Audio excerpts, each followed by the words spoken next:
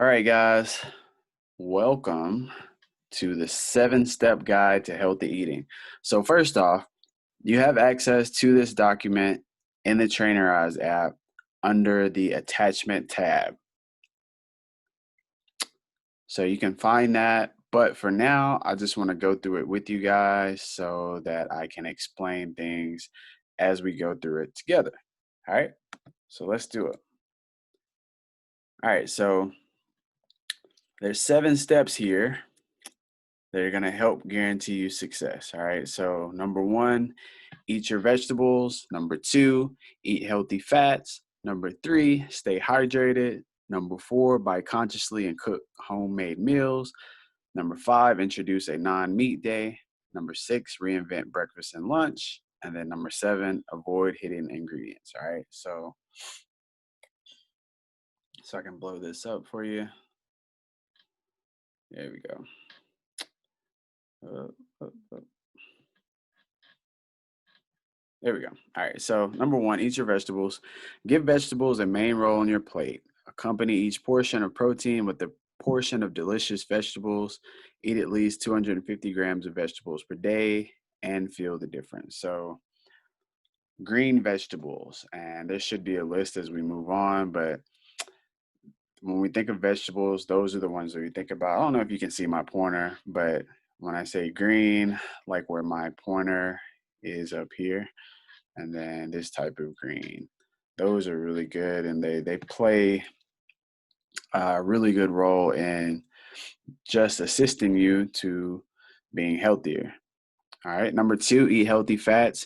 Good fats lower your cholesterol level. So, how can you include them in your diet? For example, eat a small handful of unsalted nuts per day, put fish on the menu every week, and eat avocado more often.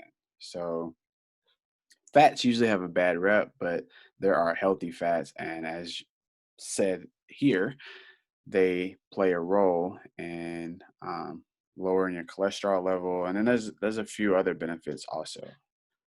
Number 3, stay hydrated. An adult needs 1.5 to 2 liters of fluids every day, depending on the person and their level of activity.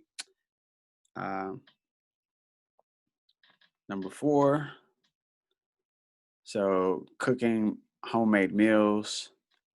The reason for that is when you go out to eat, a lot of times like foods are usually high in sodium or the added sugar, salts, different things like that. So when you cook at home, you know exactly what you're getting because you're the one preparing it. So for a healthier diet, you can consciously prepare your meals. It doesn't need to be complicated. So number 5, introduce a non-meat day. This is really great to try. I actually tried a plant-based diet for a while. Felt really great. But this is something that's could be optional. But eating meat free for one day a week will have positive effects on yourself and the environment. Fortunately, there are many tasty ways to replace meat.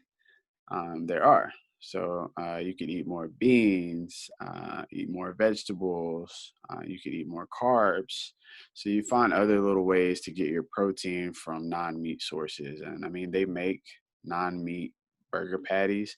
Be careful, some of the ingredients, some of those may be processed. So be careful. You have to look at the ingredients.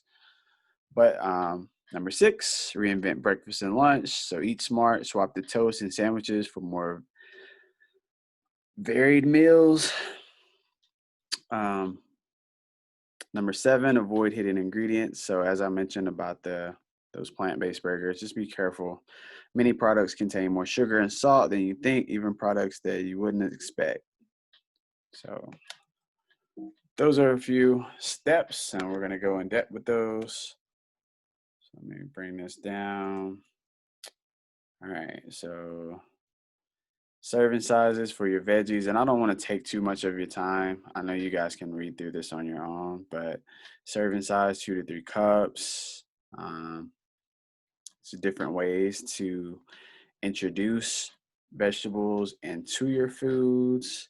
And then here just kind of talks about the different colors of vegetables, peppers, cucumbers, different things like that. And then here are 5 of the most popular veggies and how to store them. Oh, sorry about that. Blow this up. So, to preserve the best quality of nutrients that are in our veggies, we need to learn how to store them correctly. If you store vegetables for too long and or improperly, they can lose nutrients such as vitamin C and folic acid. Here's a handy overview of the 5 most eaten vegetables. So, tomatoes, which probably too much information, but that's the one food I will absolutely not eat. But tomatoes have a lot of benefits. I just don't like the taste. That's the only reason. We have green beans, there's lettuce, broccoli, and cucumber. And I will leave that for you guys to read so I don't take up too much of your time here. Moving on. Fresh, tinned, or frozen. And it just kind of explains fresh is always going to be your best bet because it's going to contain all of the nutrients that it needs in its fresh form versus if it's been preserved. So there's fresh, there's tinned, there's frozen. I'll let you guys read on those. We'll keep moving. Number 2, eat healthy fats. So this one is good. Fat certainly deserves a better image than it has been given. Good sources of fat are found in products such as fish, nuts, and avocado. And they also fats taste really good and they help keep you full also. So um, here's a few different fats. So we have fish, avocado, nuts, and then it just kind of tells you about the benefits of each of those. And then what is fat? So fat is a source of energy, vitamin A, vitamin D, vitamin E, and essential fatty acids such as omega-3 and omega-6. So those are all great. If you're deficient in any of those, then you may need to introduce more fats into your diet. Um, there's different types of fat. There's saturated and unsaturated fats. Fats in foods always consist of a combination of both. So, fat and cholesterol. It has now been proven that dietary cholesterol, such as from fat, does not affect cholesterol levels in the blood. In fact, quite the opposite can occur as fats can improve our good cholesterol readings, which is the HDL, by converting the bad, which is the LDL. For a healthy individual seeking a balanced diet, then 30% of daily caloric requirements should come from healthy fat. So, that percentage there is for general pop. So some of you guys that are doing my coaching programs that are trying to um, get lean, get more lean, get shredded, lose weight, whichever, we have to play with those numbers in order to do so. So the fat may go down to 20%. And and usually, so you play with those numbers just to give you guys insight. So it may, if the macros are protein, carbs, and fats, if the fats go down, then something else has to go up in order to complete the pie, if that makes sense. So we're splitting those 3 macros up. Anyways, moving on to a guide to cooking oils. So these oils are plant-based and they consist mainly of unsaturated fat. So we got sunflower oil, olive oil, rice oil, peanut oil, and rapeseed oil. Grapeseed oil, it's typo. Um, but I'll let you read over those. We'll keep moving. Staying hydrated. This is really important. There's so many people that don't like to drink water or forget to drink water or don't drink enough water. So staying hydrated is very important for the optimal functioning of our bodies. It helps, for example, to regulate your body temperature. So how much should we drink and what? Water, why is it so important? Because we lose fluid all day in different kinds of ways. Therefore, it needs to be supplemented. In addition, drinking 2 liters of water per day helps, among other things, controlling the body temperature, transporting nutrients through the body, and participating in many chemical reactions. So that's why it's important.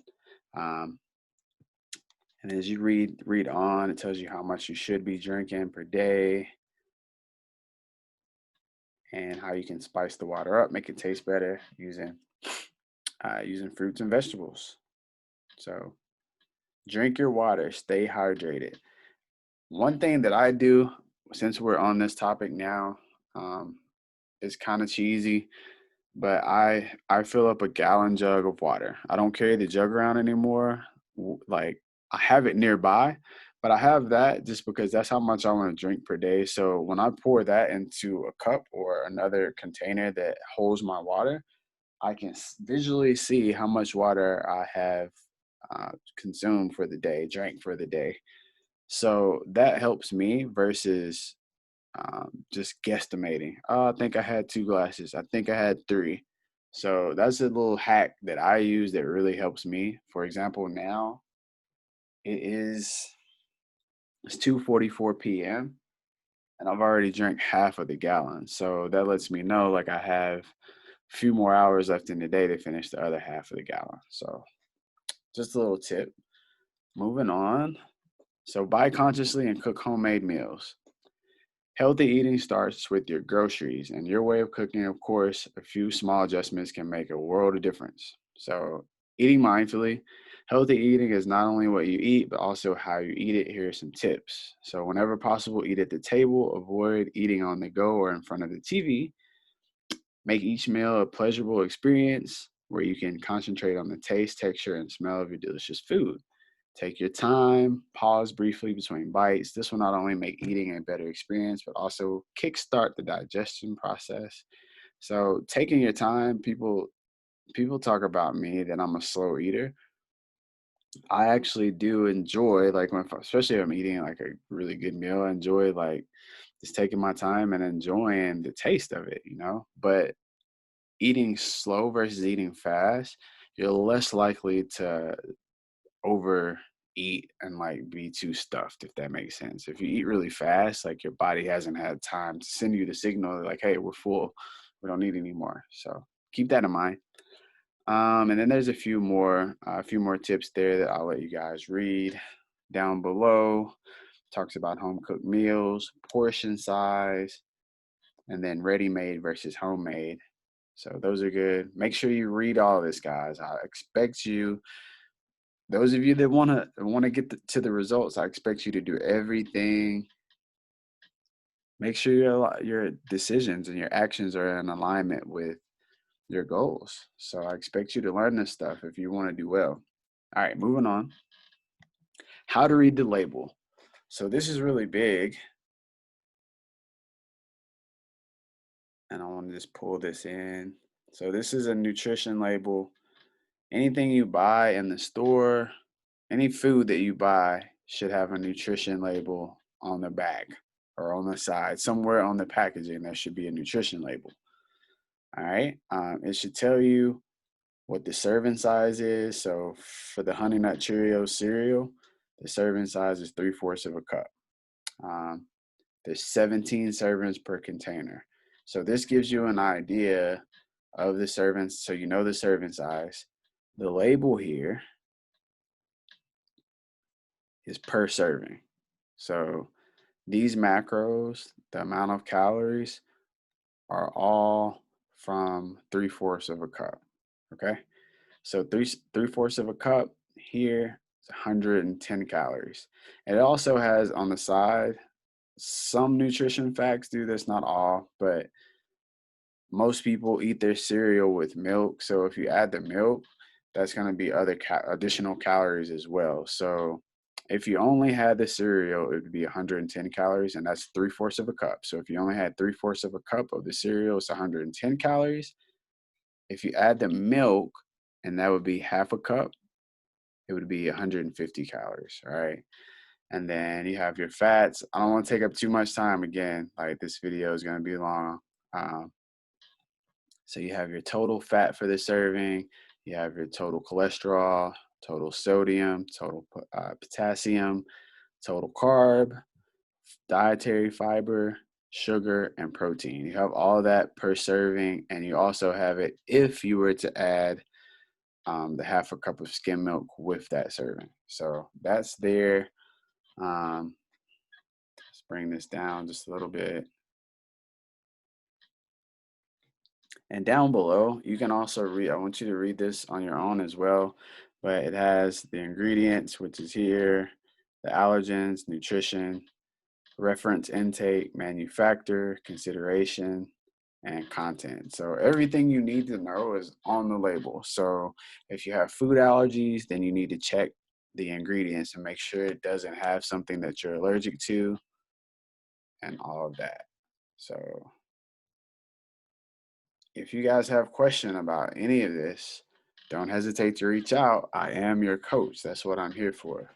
So, um, and then here it just talks about tasting the difference. So oils, herbs, and vinegar. I'll let you read that on your own. We'll keep it moving. Okay, non-meat day. Eating slightly less meat is good for your health and the environment. It's an excellent way to make sure you're eating plenty of vegetables, and there are plenty of tasty alternatives available. Excuse me.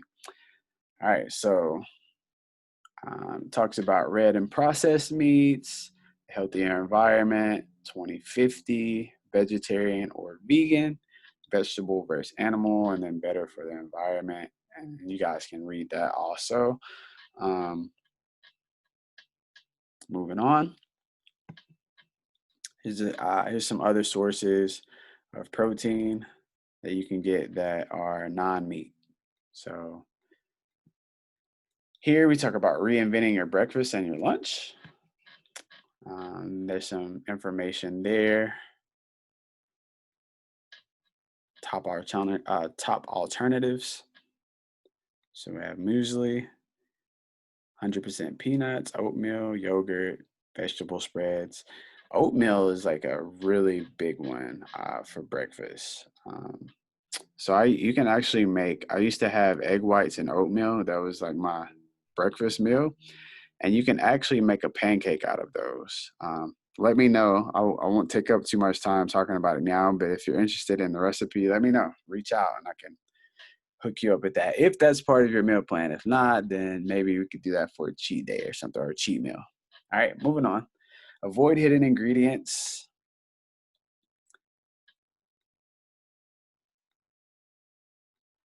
All right, so hidden sugar and salt. Many products contain sugar and salt without you noticing, which means you might consume more of it than the recommended amounts. With these tips, you can prevent that. Here's one way that I know when I go out to eat. If it tastes really good, it has sugar or salt. So it has high in sodium or high in sugar, or there's like a lot of artificial ingredients in there. If it tastes really good, like. So do we need sugar and salt? Sugar, like starch and fiber, is a carbohydrate. We receive from 40 to 70% of our energy from carbs, but what we do not need at all are added sugars such as those in soft drinks or coffee. Our body does not need salt, but does need sodium, a mineral that is found in salt. But careful, as too much sodium causes high blood pressure. And yeah, too much sodium. So high blood pressure, too much sodium causes you to retain water. So balance. So it further talks about how to cut it down. The sugars everywhere, sugar secrets, salt secrets, and you guys can read all of this. Let's keep going.